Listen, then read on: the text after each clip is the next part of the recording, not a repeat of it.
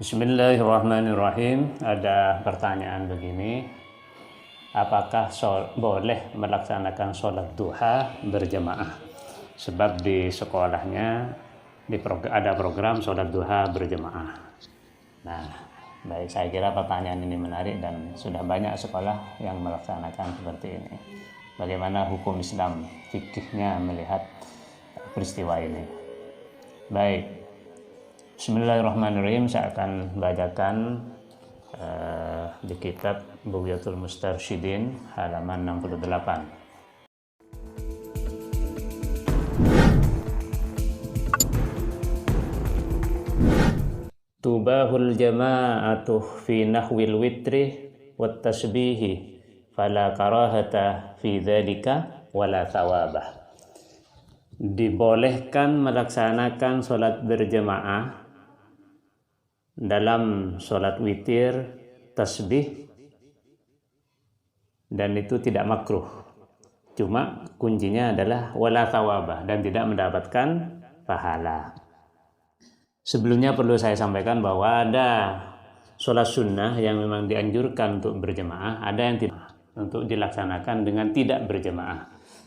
Nah, jadi yang dianjurkan berjamaah misalnya sholat 2 hari raya, Idul Fitri dan Idul Adha, sholat gerhana bulan dan gerhana matahari, sholat istisqa misalnya, sholat tarawih. Nah, ada sholat yang tidak dianjurkan, selain itu tidak dianjurkan, misalnya sholat witir, kecuali di Ramadan, sholat tasbih, sholat tahajud, sholat duha, sholat tahiyatul masjid, dan sholat-sholat sunnah yang rawatib misalnya. Nah, itu tidak dianjurkan, tidak dianjurkan berjamaah. Tetapi tidak dianjurkan itu bukan tidak boleh, artinya tidak haram, hanya boleh saja. Nah, karena boleh, maka karena tidak ada larangan maka diperbolehkan. Jadi karena tidak ada petunjuk boleh tidak ada petunjuk haram dan larangan dari Rasul, maka ulama memperbolehkan melaksanakan sholat-sholat sunnah. Sekali lagi, cuma kuncinya kata Syekh Abdurrahman Ba'alawi ini adalah la thawabah, tidak mendapatkan pahala dengan pelaksanaan sholat berjamaah itu.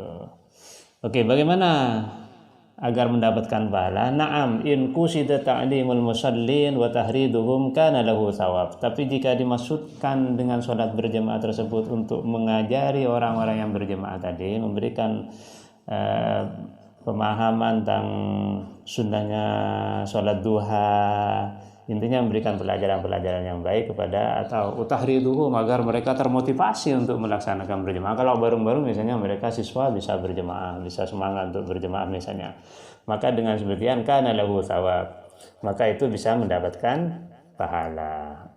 Bagaimana juga misalnya dalam sholat yang dianjurkan untuk disamarkan, sholat duhur, sholat asar misalnya, itu kan tidak dikeraskan bacaannya.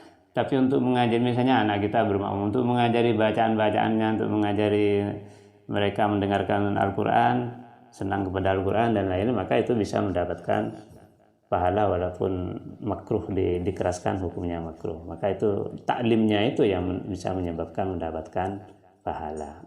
Wa kama yusabu fil mubahat idza qusida biha al-qurbah litaqawi bil akli 'ala ta'at. Misalnya juga melakukan hal-hal yang mubah itu bisa mendapatkan pahala.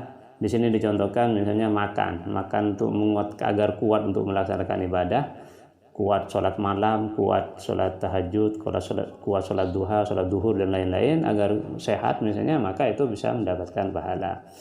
Tetapi semua ini didasarkan idza lam yaktarin bidzalika mahdhur, jika tidak membonceng ya dalam bahasa gitu. Ini tidak disertai satu kekhawatiran, misalnya kanawi idzain, misalnya menyakiti orang lain. Nah, ini bisa tidak diperbolehkan sholat duha berjamaah ya. Misalnya ramai misalnya, atau mengganggu kelas lain yang tidak ikut berjamaah di hari itu misalnya. Nah, maka bisa tidak mendapatkan pahala, maka tidak diperbolehkan melaksanakan sholat duha berjamaah. Yang kedua, au i'tiqadil amma masyru'iyatil jamaah. Nah, ini juga yang penting. Atau khawatir nanti masyarakat atau siswa yang banyak itu meyakini bahwa sholat berjamaah, sholat duha ini dilakukan, memang dianjurkan untuk dilakukan dengan berjamaah. Nah, ini khawatirnya di sini. maka pihak sekolah mesti terus menyampaikan bahwa sholat duha ini tidak dianjurkan untuk berjemaah. Nah, itu harus disampaikan dalam setiap minggu mungkin, karena kalau lama tidak disampaikan lagi mereka akan jadi lupa bahwa sholat duha itu asalnya tidak dianjurkan untuk berjemaah.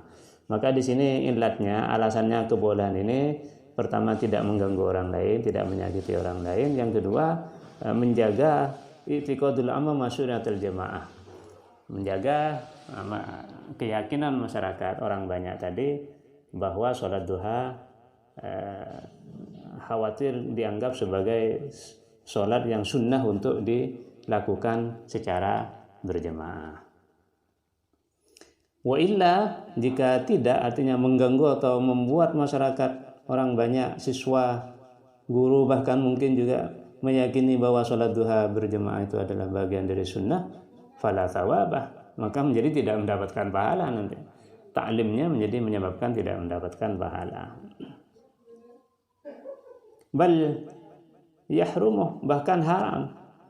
Pelaksanaan sholat ini bisa menyebabkan haram karena menyesatkan anggapan akidah orang lain, keyakinan orang lain tentang hukum perkara. Wa yumna'u minha, dan bisa dicegah minha, dari pelaksanaan tersebut, dari sholat berjamaah tersebut. Oke, ini karena ini wilayah fikih, maka bisa saja ada pendapat yang berbeda dengan ini, ya silakan. Tapi inilah yang sampai hari ini yang saya ketahui berdasarkan kitab Buyatul Mustarsyidin. Wallahu a'lam bishawab. Mudah-mudahan bermanfaat. Assalamualaikum warahmatullahi wabarakatuh.